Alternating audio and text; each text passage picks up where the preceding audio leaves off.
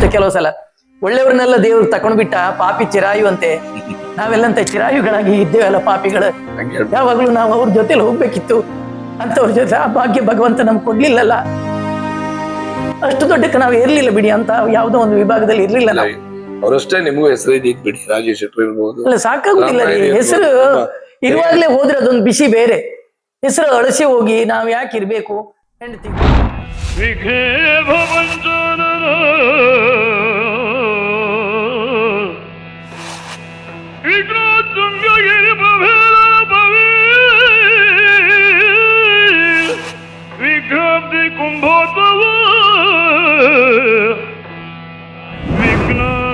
ಘನ ಪ್ರಚಂಡ ಪವನೋ ಶ್ರೀ ವಿಘ್ನೇಶ್ವರ ಪಾತು ಮಾಂ. ಒಂದು ಮತ್ತೆ ಭಾಗವತರದ್ದು ನಮ್ದು ಮತ್ತೊಂದು ಮಿಲನ ಅಂತ ಹೇಳಿದ್ರೆ, ಒಂದು ವರ್ಷ ಇಲ್ಲಿಂದ ಬಾಂಬೆಗೆ ಭಾಗವತರು ಹೋಗಿ ವಿಶ್ವೇಶ್ವರನಲ್ಲಿ ಆಟ ಮುಗಿಸಿ ಅಲ್ಲಿಂದ ಹೈದರಾಬಾದಿಗೆ ತೇಜಪ್ ಶೆಟ್ಟರದ ಆಟ. ಅವರು ವಿಮಾನದಲ್ಲಿ ಬರುವುದು, ನಾವು ಬಸ್ಸಿನಲ್ಲಿ ಹೋಗುದು. ನಾನು ರಾಮನಾಯರಿ ಮತ್ತೆ ಯಾರೋ ಸುಮಾರು ಜನ ಎಲ್ಲ, ಗೋಪಾಲಣ್ಣ ಎಲ್ಲ, ನಾವು ಅಲ್ಲಿಂದ ಹೈದರಾಬಾದ್ ಆಟ ಪೂರೈಸಿ ಬೆಂಗಳೂರಿಗೆ ಬಂದದ್ದು. ಬೆಂಗಳೂರಿಂದ ಅವರು ವಿಮಾನದಲ್ಲಿ ಬರುವುದು. ತಿರುಗಾಟ ಅಂದ್ರೆ ಅಷ್ಟು ಖುಷಿ ಇತ್ತು. ಅಲ್ಲಿಂದ ಮತ್ತೆ ಆಟ ಮುಗಿಸಿ ಮಂಗಳೂರಿಗೆ ಬಂದದ್ದು. ಮಂಗಳೂರಿಂದ ಆಟ ಪೂರೈಸಿ ಬಾಂಬೆಗೆ ಅವರು ವಿಮಾನದಲ್ಲಿ ಹೋಗುದು, ನಾವು ಬಸ್ನಲ್ಲಿ ಹೋಗುದು. ಅದೆಲ್ಲ ಒಂದು ಮರೆಯಲಾರ್ದ ಬಾಂಧವ್ಯ. ಹೇಗಾಯ್ತು ಕೇಳೋದು, ಬಂದು ರಂಗಕ್ಕೆ ಕಡಿಗೆಲ್ಲ ಬಂದ್ಮೇಲೆ ಹೇಗೆ ತಿರುಗಾಟ ಕೇಳುದು. ಮತ್ತೆ ಮಾರನೇ ದಿವಸ 2 ದಿವಸ ಫ್ರೀ ಇರುತ್ತಲ್ಲ, ಅಯ್ಯೋ ಮತ್ತ ಟವಲ್ ಮುಚ್ಕೊಂಡ ಎರಡು ಮಾತಾಡೋದು, ಹೇಳುದಿತ್ತು ಹಿಂಗ್ ಮಾಡ್ಕೊಂಡು ರಂಗದಲ್ಲೆಲ್ಲ ಹಿಂಗ್ ಮಾಡುದಿತ್ತು. ಹೌದೌದು, ರಂಗಕ್ಕೆ ಗೊತ್ತಾಗ್ದಿದ್ದಂಗೆ, ಪ್ರೇಕ್ಷಕರಿಗೆ ಗೊತ್ತಾಗ್ದಿದ್ದಂಗೆ ಅವ್ರವರೇ ಮಾತಾಡೋದು, ಖುಷಿ ಪಡುದು. ಇದೆಲ್ಲ ಅದು ಅದ್ವಿತೀಯ ಸಮಯಗಳಪ್ಪ. ಮರು ಕಳಿಸಿದ್ರೆ ಅದು ಮತ್ತೆ ಹಸಿವೆ ಬಾಯಾರಿಕೆ ಆಗ್ಲಿಕ್ಕಿಲ್ಲ. ನಾವು ಒಬ್ಬನೇ ಇದ್ದಾಗ ಕೆಲವು ಸಲ ಎಣಿಸುದು, ಏನ್ ಮಾಡ್ಲಿಕ್ಕೆ ಆಗ್ತದೆ, ಒಳ್ಳೆಯವರಿಗೆಲ್ಲ ಬೇಗ ದೇವರು. ನೀವು ಅದನ್ನು ಸಂತೋಷ ಪಟ್ಕೊಳ್ಳುವ ವಿಷಯ. ಅವರೊಟ್ಟಿಗೆ ನೀವು ಒಂದು ತಿರುಗಾಟ ಮಾಡಿದ್ರಿ, ಕೆಲವು ವರ್ಷ 10 ವರ್ಷ ತಿರುಗಾಟ ಮಾಡಿದ್ರಿ, ಒಂದು ದೊಡ್ಡ ಹೆಮ್ಮೆ. ಹೌದಪ್ಪ, ಈಗ ಅವ್ರೊಟ್ಟಿಗೆ ನಾವು ಇದ್ದಿದ್ದೇವೆ ಅಂತ ಹೇಳುದು. ಮಾತಾಡುವುದಕ್ಕಿಂತಲೂ ಅವ್ರ ರಂಗದಲ್ಲಿ ನಾವು ಒಂದು ಅನುಭವಿಸಿದ್ದೇವೆ ಅವ್ರ ಪದ್ಯವನ್ನ. ನಾನು ಇವಳ ಹತ್ರ ಹೇಳುದಿತ್ತು ಕೆಲವು ಸಲ, ಒಳ್ಳೆಯವ್ರನ್ನೆಲ್ಲ ದೇವ್ರು ತಕೊಂಡ್ಬಿಟ್ಟ, ಪಾಪಿ ಚಿರಾಯು ಅಂತೆ. ನಾವೆಲ್ಲಂತ ಚಿರಾಯುಗಳಾಗಿ ಇದ್ದೇವಲ್ಲ ಪಾಪಿಗಳು.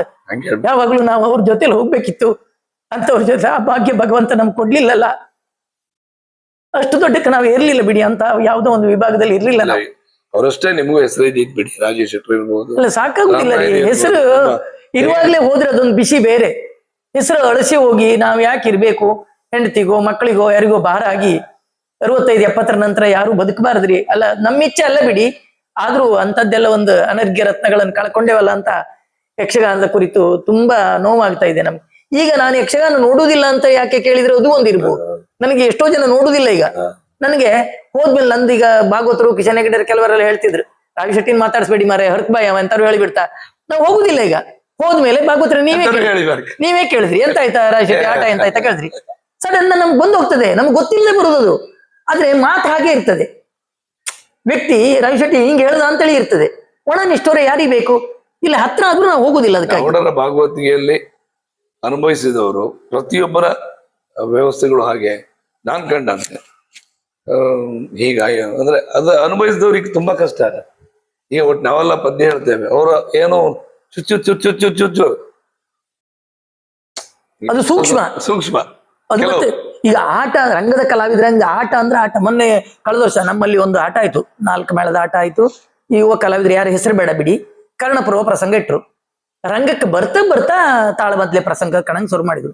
ಕರ್ಣಪರ್ವ ಪ್ರಸಂಗ ಯಕ್ಷಗಾನ ತಾಳಮದ್ಲೆ ಅಲ್ಲ. ನನಗೆ ನೋಡ್ಲಿಕ್ಕೆ ಆಗ್ಲಿಲ್ಲ. ಕಡೆಗೆ ನಾನು ಎಲ್ಲೋ ಬಂದಾಗ ಆ ಮಕ್ಕಳ ಹತ್ರ ಹೇಳದೆ, ಅವ್ರು ತೇಲ್ಸಿ ಬಿಟ್ರು ಬಿಡಿ, ಅದು ಬೇರೆ. ಆದ್ರೂ ಅದನ್ನೆಲ್ಲ ಸಹಿಸ್ಲಿಕ್ಕೆ ಆಗುದಿಲ್ಲ ರೀ. ರಂಗದಲ್ಲಿ ಯಾರೇ ಹೆಚ್ಚು ಮಾತಾಡಿದ್ರು ಗುರುಗಳು, ಅವ್ರ ಗುರುಗಳ ಪೂರ್ವ ಹಾಗೆ ಹಿಂಗ್ ಮಾಡಿಬಿಟ್ರು, ತಾಳ ಟಿಕ್ ಮಾಡಿದ್ರು. ರಂಗದ ಕಲಾವಿದ್ರೆ ಬೇರೆ, ತಾಳಮದ್ಲೆ ಕಲಾವಿದ್ರೆ ಬೇರೆ. ಮತ್ತೆ ರಂಗದ ವಾತಾವರಣ ಆಗಿದ್ದೆ.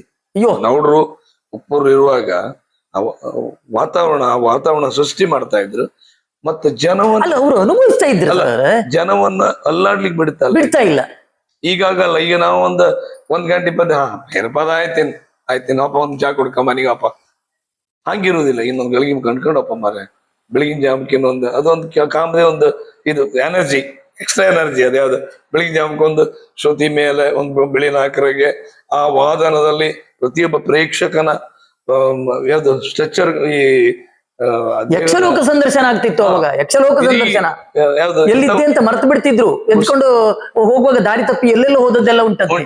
ಹಾ ಇದ್ರಲ್ಲಿ ಈಗ ನಾವು ಕೆಲವ್ರನ್ನೆಲ್ಲ ಕಾಣುತ್ತೆ ಯಕ್ಷಗಾನ ಎಲ್ಲ ಕಂಡ ಮೇಲೆ ಅವ್ರಿಗೆ ಒಂದೊಮ್ಮೆ ಯಾವ್ದೋ ಒಂದು ಲೋಕಕ್ಕೆ ಬಂದಾಗ ಹೌದೇ ಕಡೆ ಬೆಳಿಗ್ಗೆ ನಾವು ಅವ್ರನ್ನ ಸಮ್ಮಾಡಿಕ್ಕೆ ನಿಮ್ ಮನೆಯಲ್ಲ ಏನ್ ಕತೆ ನೀವ್ ಈಗ ಎಲ್ಲಿಗೆ ಹೋಗುವ ಅಂತ ಹೌದು ಕೇಳ್ಬೇಕು. ನಾನು ಎಷ್ಟೋ ಜನ ನಾನ್ ಕಳ್ಸಿದ್ ಮನೆ ಇತ್ತು ಅಲ್ಲ ಎಂತ ಇತ್ತು ನಿಮ್ಗೆ ಅಲ್ಲ ಮರ ಆಟ ನೋಡಿದೆ ತರ ಏನೋ ನಮ್ಮಲ್ಲಿ ಹೌದೌದು ಈಗಿನವ್ರು ಎಷ್ಟೋ ಜನ ನಾವ್ ಕೆಲವು ಸರಿ ಅವ್ರಲ್ಲ ಎಲ್ಲ ನಿಮ್ ಮನೆ ಎಲ್ಲ ಏನು ಕತೆ ಅಂತ ಕೇಳಿ ಒಂದ್ ದಾರಿ ಅವ್ರನ್ನ ಸರಿ ಮಾಡಿ ಕಳ್ಸಿ ಕೊಡ್ಬೇಕಾಗ್ತದೆ. ಬಿಟ್ಟು ಬಂದು ಹಾ ಹೌದೌದು. ಇದು ಯಕ್ಷಗಾನ ಎಂತ ಮಾಡ್ಲಿಕ್ಕಿಲ್ಲ ಅದ್ರಷ್ಟು ಮೂವ್ ಆಗ್ತಾರೆ. ಇದೇ ನಮ್ಮ ಉಪ್ಪೂರು ಮತ್ತೆ ನಾವುಡ್ರು ಈ ಲಂಕಾದಾನ ಸೀತೆ ಎಲ್ಲ ಈ ರಾವಣ ಬೈದು ಹೋದ ನಂತರ ಪಿಸುನರುಣ ಬಣಗುರುಣ ಹೇಳಿ ದುರ್ಜನ ದುರಾಚಾರಿ ಅಂತ ಅವರೇ ಸ್ವತಃ ಅನುಭವಿಸ್ತಿದ್ರು, ಹಲ್ಲು ಕಡಿತಾ ಇದ್ರು. ಆ ಹೇಳುವ ಶೈಲಿ ದುಃಖದ ಶೈಲಿ, ಕರುಣಾರಸ ಶೈಲಿ.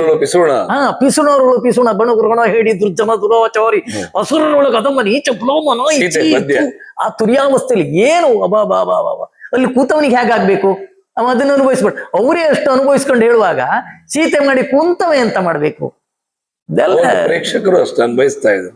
ಪ್ರೇಕ್ಷಕರು ಲಾಸ್ಟ್ ಕೊನೆಯವರೆಗೆ ಕೂತ್ಕೊಂತ ಇದ್ರು ನೋಡಿ, ಹೇಳುದೇ ಇಲ್ಲ ಪ್ರೇಕ್ಷಕರು ಆ ತರ. ಈಗ ಆಗಲ್ಲ. ಈಗ ಅದು ಕೃಷ್ಣಾರ್ಜುನ ಪ್ರಸಂಗವೂ ಅಷ್ಟೇ. ಒಂದು ಭಾಗವತರು ಇರುವಾಗ ಒಂದು ಉದಯವಾಣಿ ವಿಂಶತಿ ಇದೆ, ಅದಕ್ಕೆ ಶ್ರೀನಿವಾಸ ಹೆಗ್ಡೆರೇನೋ ಒಂದು ಲೇಖನ ಕೊಟ್ಟಿದ್ದಾರೆ. ಮೂತ್ರ ಮಾಡ್ಲಿಕ್ಕೂ ಎದ್ದು ಹೋಗ್ಲಿಲ್ಲ ಅಂತೇಳಿ ಹೇಳಿ ಕೊಟ್ಟಿದ್ದಾರೆ. ಅದನ್ನ ಅದೆಷ್ಟು ಚಂದ. ಮತ್ತೆ ಹೊಸ ಪ್ರಸಂಗದಲ್ಲೂ ಹಳೆ ಪ್ರಸಂಗದಲ್ಲೂ ಹೊಸ ಪ್ರಸಂಗದ ಗಾಳಿ ಅವರಿಂದಲೇ ಬೀಸದ್ ಆ ನಾವೀನ್ಯತೆಯನ್ನು ಹಳೆ ಪ್ರಸಂಗದ ನಾವೀನ್ಯತೆಯನ್ನೇ ಈ ಹೊಸ ಪ್ರಸಂಗ ಮಾದರಿಯಾಗಿ ತಗೊಂಡಿದ್ದಾರೆ. ಯಾವ ಹೊಸ ಪ್ರಸಂಗಕ್ಕೂ ಅತಿಯಾಗಿ ಎಲ್ಲಿಯೂ ಯಾರಿಗೂ ಇಲ್ಲ, ಕುಣಿಲಿಕ್ಕೆ ಕೊಡ್ಲಿಲ್ಲ, ಕುಣಿಲಿಕ್ಕೂ ಇಲ್ಲ. ಅವರು ಹೇಳೋದಷ್ಟೇ. ಯಾಕಂದ್ರೆ ಈಗ ಹಾಗಿಲ್ಲ ಅಂತೆ ರಂಗಸ್ಥಳದಲ್ಲಿ. ವಿಷಯ ನಂಗೆ ಗೊತ್ತಿಲ್ಲ. ಭಾಗವತರ ಹಿಡಿತದಲ್ಲೇ ಇರ್ಬೇಕು ಪಾತ್ರಧಾರಿ, ಭಾಗವತರದಲ್ಲೇ ಹಿಡಿತದಲ್ಲಿ ಅವನಿಗೆ ಕಂಡ್ರೆ ಮಾತ್ರ ಕುಣಿಸ್ಬೇಕು, ಇಲ್ಲದೆ ಮುಗಿಸಿ ಬಿಟ್ರು ಅಷ್ಟೇ. ಭಾಗವತರ ಆಟ, ಅದಕ್ಕೆ ಭಾಗವತರ ಆಟ ಅಂತಲೇ ಹೆಸರು. ಈಗ ಹಾಗೆಲ್ಲ ಮಾಡಿದ್ರೆ 2 ದಿನ ಇರುವುದಿಲ್ಲ, ಯಜಮಾರಿಗೆ ಕಷ್ಟ ಕಷ್ಟ ಬಿಡಿ. ಆ ಕಾಲ ಹಾಗಿತ್ತು. ಯಾಕೆಂದ್ರೆ ಅವರ ಅಲ್ಲಲ್ಲ ಅವ್ರ ಪ್ರಭಾವ ಇತ್ತು, ಕಾಲ ಅಲ್ದಿದ್ರು ಅವರ ಪ್ರಭಾವ. ಅಭಿಮಾನಿಗಳನ್ನ ಆ ರೀತಿಯಾಗಿ ಹಿಡಿದಿಟ್ಕೊಂಡಿದ್ದಾರೆ. ಅದೊಂದು ತುಂಬಾ ಒಂದು ಯಾವುದೇ ಒಂದು ಸಣ್ಣ ಕಲಾವಿದ ದೊಡ್ಡ ಕಲಾವಿದ ಅಂತ ರಂಗದಲ್ಲಿ ಪರಿಭೇದ ಇಲ್ಲದೆ. ಹೌದೌದು. ಮತ್ತೆ ನಿಮ್ಗೆ ಎಲ್ಲಾದ್ರೂ ನೋಡ್ರ ಗಮ್ಮತ್ ಮಾಡೋದೆಲ್ಲ ಏನಾದ್ರು ಉಂಟಪ್ಪ? ಅಲ್ಲ ನಿಮ್ಮನ್ನ ಹೇಗೆ ಹೌದೌದು, ತುಂಬಾ ಗಮ್ಮತ್ ಮಾಡಿದಿತ್ತು. ಇವತ್ತೆಲ್ಲ ಮನೆಯಲ್ಲ ಗಮ್ಮತ್ ಇದ್ದಿತ್ತ, ಅದು ಎಲ್ಲ ಇದ್ದಿತ್ತು. ಮನೆಗೆ ಹೋಗುವಾಗ ಮುಂಚಿನ ದಿವಸ ಗಮ್ಮತ್ ಇದ್ದಿತ್ತ. ಮತ್ತೆ ಬೊಂಬಾಯಿಗೆ ಹೋಗಿ ಬಂದಾಗ್ಲೂ ಅಷ್ಟೇ ಗಮ್ಮತ್ ಇದ್ದಿತ್ತ. ನಮ್ಗೆ ಅದೆಂತ ಇಲ್ಲ ಮಾರ ಅಂದ್ರೆ ಅದೆಲ್ಲ ಬೇಡ, ಹಂಗೆಲ್ಲ ಇಲ್ಲ, ಗೊತ್ತಿಲ್ಲ ನಮ್ಗೆ ಎಲ್ಲ ಗೊತ್ತಿತ್ತು. ಅಯಿಂದೆಲ್ಲ ಅದು ಎಷ್ಟು ಖುಷಿ ಇರುತ್ತೆ ಅವ್ರದ್ದೆಲ್ಲ. ಅಂದ್ರೆ ತೀರಾ ಹತ್ತಿರದವರೆಲ್ಲ ನಮ್ಮಲ್ಲಿಗೆ 1-2-3 ಜನ ಇದ್ದಾಗ ಮಾತ್ರ. ಯಾಕಂದ್ರೆ ನಂಗೆ ಅವರು ತೀರಾ ಹತ್ತಿರ ಸಲಿಗೆ ಇಲ್ಲ ಅಂದ್ರೆ ಅಷ್ಟ ಸಲಿಗೆ ಮಾಡ್ಕೊಳ್ತಿಲ್ಲ, ನೋಡ್ಲಿಲ್ಲ. ಇಲ್ಲ ಇಲ್ಲ ಇಲ್ಲ ಇಲ್ಲ ಮಾಡ್ಕೊಳ್ಳೋದಿಲ್ಲ. ಈಗೆಲ್ಲ ಒಬ್ಬೊಬ್ರು ಇದ್ರಲ್ಲೆಲ್ಲ ಇದ್ದಿರ್ಬೋದು ಬಿಟ್ರೆ ಮತ್ತೆ ತೀರಾ ಸಲಿಗೆ ಯಾರತ್ರೂ ನಮ್ಮನೆ ನನಗ್ ಗೊತ್ತಿಲ್ಲ. ನಾವ್ ಯಾಕಂದ್ರೆ ಗೊತ್ತಿಲ್ಲದೆ ಎಂತದ್ದು ಹೇಳಬಾರದು, ಗೊತ್ತಿಲ್ಲದೆ ಅವ್ರ ಬಗ್ಗೆ ಎಲ್ಲ ಎಂತದ್ದು ಹೇಳಬಾರದು. ಅವ್ರ ವಿಜಯಶ್ರೀ ಅಕ್ಕ ಇದ್ದಾಗ್ಲೂ ಅಷ್ಟೇ ನಮ್ಮ ಹತ್ರ ಇಂಥದವ್ರು ಒಂದು ಬೀಡ ಗಿಡ ತರಿಸು ಕೇಳ ಯಾರ ಹತ್ರ ಹೇಳೋದು ಅಶೋಕ್ ಭಟ್ರು ಇದ್ರು, ಅಶೋಕ್ ಭಟ್ರ ಹತ್ರ ಹೇಳ್ತಿದ್ರು. ನಮ್ಮ ಸಿದ್ದಾಪುರ ಅಶೋಕ್ ಭಟ್ರು ತೀರಾ ಹತ್ತಿರದವ್ರು. ಅಶೋಕ್ ಭಟ್ರನ್ ಕರ್ಕೊಂಡು ಹೋಗಿ ಬರ ಅಂತ ಹೇಳಿ ಬಾಂಬೈಲೆ ಅಲ್ಲ ಹೋಗಿ ಬರ್ಬೇಕಾದ್ರೆ ಕರ್ಕೊಂಡು ಹೋಗೋ ಗಾಡಿ ಹೇಳಿ ಅಂತ ಹೇಳಿ ಇಲ್ದಿದ್ರೆ ನಮ್ಗೆ ಬೀಡ ಗಿಡ ಇಂತೆಲ್ಲ ಒಂದು ಅಂಗಡಿ ಸಿಕ್ಕ ತಕೊಂಡ್ ಬಾ ಅಂತ ಹೇಳಿ ಹೇಳ್ತಿದ್ರು. ಮನೇಲಿ ಎಲ್ಲ ರೂಮಲ್ಲಿ ಇದ್ರೆ ಗೋಕುಲದ ಹತ್ರ ಅಷ್ಟೇ. ಮತ್ತೆ ಅವ್ರದ್ದೆಲ್ಲ ಸಲಿಗೆ ಕಡಿಮೆ ನಮ್ಗೆ. ಮತ್ತೆ ಅವ್ರ ಮನೇಲಿ 2 ಕ್ಯಾಸೆಟ್ ಆಯ್ತಲ್ಲ, ನಾಗಶ್ರೀ ಚಿತ್ರಾವತಿ ಎಲ್ಲ ಗುಣ್ಮೇಲೆಲ್ಲ ಅಲ್ಲ ಸ್ನಾನಕ್ಕೆ ವ್ಯವಸ್ಥೆ, ಊಟದ ವ್ಯವಸ್ಥೆ. ಮತ್ತೆ ಅಮ್ಮನಿಗೂ ಅಷ್ಟೇ ನಾವೆಲ್ಲ ಅಂದ್ರೆ ಬಹಳ ಪ್ರೀತಿ. ಆ ಬಗ್ಗೆ ಎಲ್ಲ ಅವ್ರ ಅಣ್ಣನೂ ಅಷ್ಟೇ ಎಲ್ಲೇ ಸಿಕ್ಲಿ ಮನೆಯಲ್ಲೆಲ್ಲೂ ಸಿಕ್ಕೊಂಡು. ಹೌದೌದು, ಆ ಬ್ಯಾಂಕ್ ಅಲ್ಲಿ ಇದ್ದಿದ್ರಲ್ಲ. ಹೌದೌದು, ನಮ್ಮಲ್ಲಿದ್ದು ಅಲ್ಲಿ ಬಸರಿಕಟ್ಟೆಲ್ಲೂ ಇದ್ದಿದ್ರು. ತುಂಬಾ ಪ್ರೀತಿಯಪ್ಪ ಅದೆಲ್ಲ. ಒಂದು ಇವಾಗ ನಿಮ್ಮ ಮಕ್ಕಳೆಲ್ಲ ನಾವ್ರ ಬಗ್ಗೆ ಕೇಂದ್ರ ಓ ಖಂಡಿತ ನೋಡ್ಲಿಲ್ಲ ಅಲ್ಲ. ಹೌದೌದು, ಅವಾಗೆಲ್ಲ ನೋಡ್ಲಿಲ್ಲ. ಅವಾಗ ಈಗ ಕಾಳಿಂಗ ನಾವ್ರ ಬಗ್ಗೆ ಹೇಳ್ತಾ ಅವ್ರಿಗೆ ನೋಡ್ಬೇಕು. ಅಲ್ಲ ಈಗ್ಲೂ ನನ್ನ ಮಗಳಿಗಂತೂ ಅವಳ ಯಕ್ಷಗಾನದಲ್ಲಿ 1-2-3 ವೇಷ ಮಾಡಿದ್ಲು, ವಿಕರಣ ಎಲ್ಲ ಮಾಡಿದ್ಲ. ಅವಳಿಗೆ ಅಂತೂ ದ್ರೌಪದಿ ಪ್ರತಾಪದ ಪದ್ಯ, ಶನೀಶ್ವರ ಮಾತ್ಮೆ ಪದ್ಯ, ಇದೆಲ್ಲ ಪದ್ಯ ಕೇಳ್ತಾನೆ ಇರುವುದು. ನನ್ನ 2ನೇ ಮಗನಿಗಂತೂ ಅವ ವೇಷವೂ ಮಾಡಿದ್ದ, ಯಕ್ಷಗಾನದ ಪ್ರಿಯ ಅವ. ಅವನಿಗೆ ಇವತ್ತಿಗೆ ಮೊನ್ನೆ ಮರಿಯಪ್ಪಾಚಾರ್ಯ ಪದ್ಯ ಕಳಿಸ್ದೆ.